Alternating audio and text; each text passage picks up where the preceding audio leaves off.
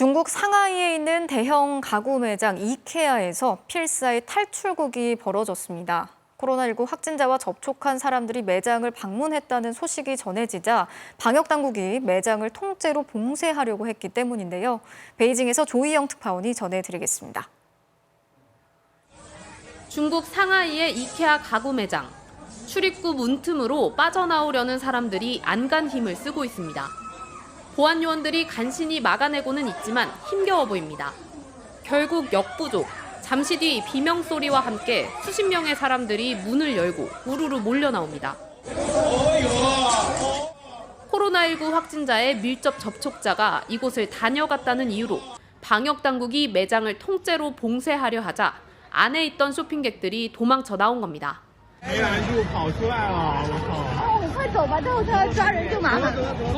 사력을 다해 빠져나온 사람들은 그럴만했습니다. 미처 빠져나오지 못한 사람들은 매장에 갇혀있다 격리시설로 이동한 것으로 전해졌습니다. 격리시설에 갇혔다는 사람은 SNS에 갈아입을 옷도 없고 생활용품도 없다며 웃긴 건 도망간 사람들은 이 고생을 하지 않아도 된다는 점이라고 적었습니다. 이번 이케아 탈주극은 시민들이 강제 격리를 얼마나 두려워하고 있는지 보여줍니다. 상하이는 지난 3월 2달 넘게 도시 전체가 봉쇄됐습니다. 2,500만 명이 넘는 시민들에게 끔찍했던 기억을 남긴 봉쇄였지만 여전히 코로나에 대한 봉쇄 정책은 그대로 강력하게 유지되고 있습니다.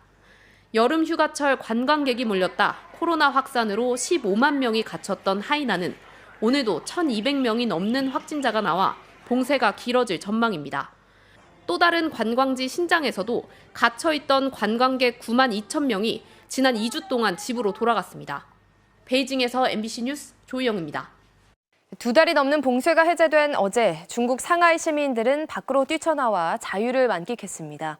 상하이는 이제 일상 회복과 함께 경제 재건이라는 숙제를 안고 있습니다. 베이징에서 조희영 특파원입니다.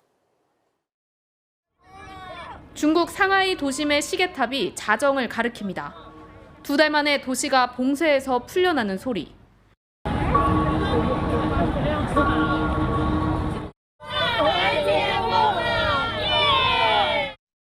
거리에 모인 사람들은 술잔을 기울이고 기념사진을 찍으며 자유를 만끽했습니다.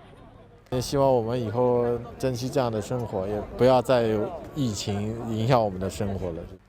도로에는 차량 운행을 막던 바리케이드가 사라졌고 차들은 경적을 울리며 상하이가 다시 돌아왔음을 알렸습니다.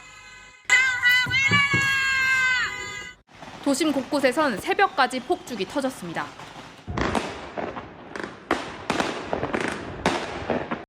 일부 아파트에선 주민들이 격리벽을 망치로 부수며 지긋지긋한 봉쇄와 작별했습니다.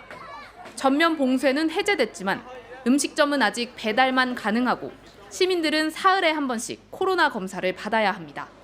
상하이시는 이번 달 안에 완전한 봉쇄 해제를 목표로 제시했습니다.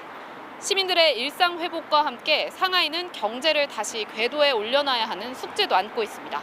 베이징에서 MBC 뉴스 조희영입니다. 중국 상하이에 있는 애플 협력사 공장에서 한밤중에 수백 명의 직원들이 봉쇄를 뚫고 나오는 집단 탈주극이 벌어졌습니다. 회사 기숙사에서 확진자가 속출하자 직원들을 공장에 가둘지도 모른다 이런 소문이 나면서 벌어진 일인데요. 베이징에서 이혜인 특파원이 전해드리겠습니다. 수백 명의 사람들이 공장 출입문으로 달려갑니다. 문을 지키는 방역 요원들도 속수무책. 앞다퉈 바리케이트를 뛰어넘어 밖으로 도망칩니다. 탈출을 막는 회사 경비원과 싸움이 벌어지기도 합니다.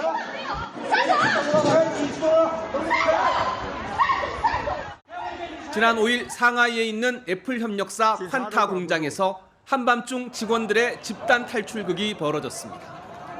애플의 맥북을 만드는 이 공장은 상하이에 봉쇄령이 내려지자 외부 접촉을 차단하고 직원 2,000명이 기숙사에서 숙식을 해결하며 생산 라인을 가동해 왔습니다. 그런데도 확진자가 속출하자 기숙사로 돌아가지 말고 공장에서 대기하라는 명령이 내려졌고 아무것도 없는 공장에 갇힐 수도 있다는 소문이 퍼지면서 직원들이 집단 탈출에 나선 겁니다.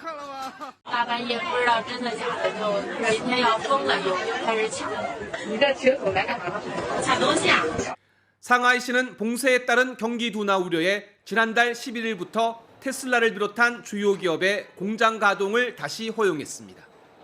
직원들을 외부와 격리시키는 조건이었는데 그 안에서도 이런 사고가 터진 겁니다.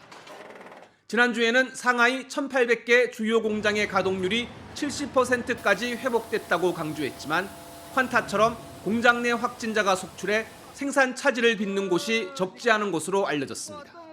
4월 중국의 수출은 지난해 같은 달보다 불과 3.9% 증가한 것으로 나타났습니다. 3월보다 10%포인트 이상 떨어진 것으로 상하이 봉쇄의 영향이 본격화하는 모습입니다. 베이징에서 MBC 뉴스 이혜인입니다. 중국 상하이는 코로나19의 확산을 막겠다며 도시 봉쇄에 들어간 지 벌써 2주째에 접어들었습니다. 중국에서 가장 잘 사는 도시지만 식재료와 생필품이 제대로 공급되지 않자 일부 주민은 격리된 집 밖으로 뛰쳐나와 당국에 항의하기도 했습니다. 베이징에서 조희영 특파원이 보도합니다. 중국 상하이의 한 아파트. 격리 중이었던 사람들이 집 밖으로 뛰쳐나와 방역 요원을 향해 소리를 지릅니다. 생필품과 식료품을 달라고 당국에 요구한 겁니다. 텅 빈 냉장고를 베란다에 전시하며 시위하거나 물류창고처럼 보이는 장소에 사람들이 몰려들어 물건을 마구 집어가는 영상도 공개됐습니다. 你们觉得跟美国的那个零元购像吗？学习美国零元购的节奏了吗？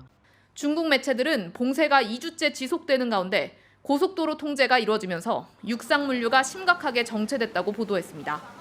상하이의 한국 교민들도 어려움을 호소하고 있습니다. 아파트 공동구매와 당국에서 보내주는 구호품만으로는 부족하기 때문입니다. 4월 5일쯤에 지금 빵 구매 신청을 해서 지불을 했고요. 몇 가지 고기도 지불을 했고 다 참여를 했는데 사실 아직까지 배달이 안 오고 있습니다. 생업에도 차질을 빚고 있습니다. 수입은 안 되는데 임대료 그대로 내야 되지, 급여도 그대로 줘야 되지, 그냥 앉아서 까먹는 상황이죠. 오늘 상하이 코로나19 환자는 중국 전체의 95%인 24,943명을 기록했습니다. 엄격한 봉쇄에도 불구하고 확산세가 줄지 않고 있습니다. 봉쇄가 장기화되면서 물자 부족에 대한 불만이 곳곳에서 터져 나오고 있습니다. 앞으로 물류 대란이 일어날 것이라는 등 각종 확인되지 않은 소문까지 번지고 있습니다.